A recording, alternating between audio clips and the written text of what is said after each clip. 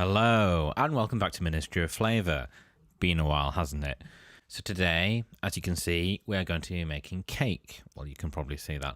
But not just any cake. This is carrot, ginger, and walnut cake. So if you like carrot cake, if you like ginger, if you like walnuts, this is the cake for you. With all that being said, let's get down to baking. So the first thing that you're going to need, as this is, well, a carrot cake, are some carrots. And if you thought that carrots came in just the orange variety, then, well, what you're seeing on the screen right now might come as quite a revelation to you. Fun fact for the day, carrots were originally purple before they became orange. I know, you're as shocked as I was upon learning that, aren't you? Anyway, that's enough of me waving them around in front of the camera. Once you've decided on your carrot of choice, the next thing you'll need to do is grate it. As you can see here, I went for a pretty coarse grate. I mean, you could use a food processor if you are both lazy in the short term and like creating work for yourself in the long term, so don't do that. Just grate them by hand like this. As for the exact weight, well, I'd say around 300 grams. I ended up using 3 carrots in the end, 1 orange, 1 purple, and 1 yellow. As you can see from this bowl of variegated grated carrot, I'm waving in front of the camera. Next is onto the walnuts, which I'm roughly chopping up here. You don't want them atomized, but you do want them smaller than they are initially. You be the judge of your walnut size. I would have done a rhyming Chef John joke there, but I couldn't think of one up. Now it's onto the first incarnation of ginger, which here is stem ginger I'm using. Once you've weighed it all out, as you can see me doing here, all ingredient amounts over on the website as per usual. It's on to chopping it up into a fine dice. Now stem ginger in syrup is incredibly sticky and viscous. I think those two words might mean the same thing actually. Anyway, because of that, hence my CSI style big gloved hand you see here. You could chop it up finer than you see me doing here, but if you like a bit of interesting texture like I do, then keeping it chunkier is okay, so long as it's not so chunky that it falls to the bottom of the cake tin whilst it bakes. Now that we've got the sticky and wet ingredients weighed out, it's time to weigh out some of the dry ingredients for the cake. The first thing you can see me weighing out here is some plain flour. Once that's weighed out, you can see me adding some salt and some bicarbonate of soda. And now the second iteration of ginger, which you can see me adding here, is ground ginger. Give them all a whisk, or give them a mix with a whisk rather.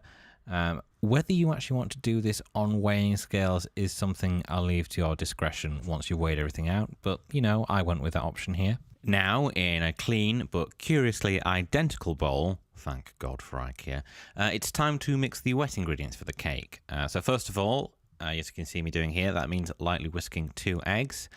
Now you can see me adding vegetable oil, often a staple in carrot cake recipes, and this is a carrot cake recipe, hence the staple ingredient status. What next? Oh, next it's time to add the sugar. This one is soft light brown sugar. Whisk, whisk, whisk to combine all the sugars into the wet ingredients. Now you want to take the dry bowl of ingredients that we mixed earlier and gently combine them.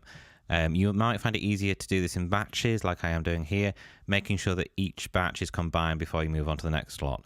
Once that's all combined and looking like your typical cake batter, it's time to add in your signature ingredients that we prepped at the beginning of the recipe. So that's all the carrot, all the ginger and walnuts going in here. Now I'll admit, it does look like a lot, but if you just have faith and keep stirring, how many times can I say have faith in the same video? Everything should come together eventually. Ta-da! Our cake batter is now ready for baking. Cue the cake tin and the pre-cut out grease-proof paper circle I cut to line the bottom of the tin earlier. Stick it in the bottom of the tin with some grease and we are ready for the batter. Now this might look quite loose, but it will turn out fine once it's baked. Just have faith. Again, how many times can I say that in one recipe? Pour the batter into the tin. If it's as loose as, you know, the batter you can see here, then smoothing out on the top isn't really warranted, to be honest. But you can give it a tap on the table just to make sure there are no air bubbles trapped in the mixture, and it's ready for, well, 150-degree oven for about 45 to 50 minutes until it's shrunk away from the sides of the tin slightly and a cake tester comes out clean.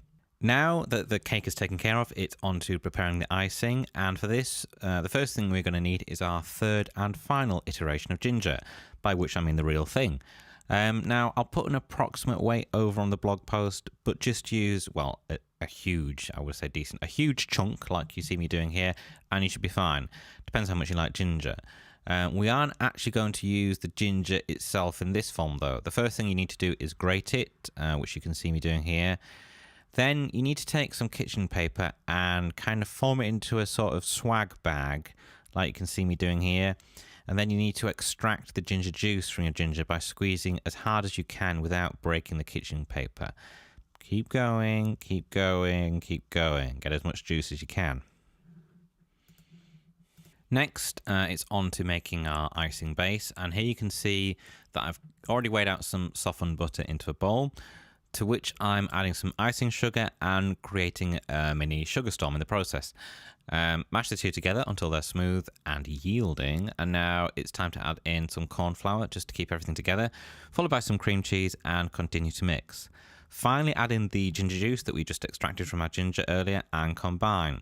Sneakily stick your finger in to taste test your ginger cream cheese icing creation and bask in its gingery glow. Once the cake is out of the oven and cool, it's time for final assembly. So once you've centered your now cooled cake in the center of the shot, it's time to apply the ginger icing and liberally smear it all over the top of your cake. To this, you can now add some more stemmed ginger and walnut pieces before basking in your handiwork. You know what comes next. Time to position everything ready for the final and all-important and much hyped slice shot. And there we are. Ginger, walnut and carrot cake with the obligatory cup of tea. Perfect. See you next time.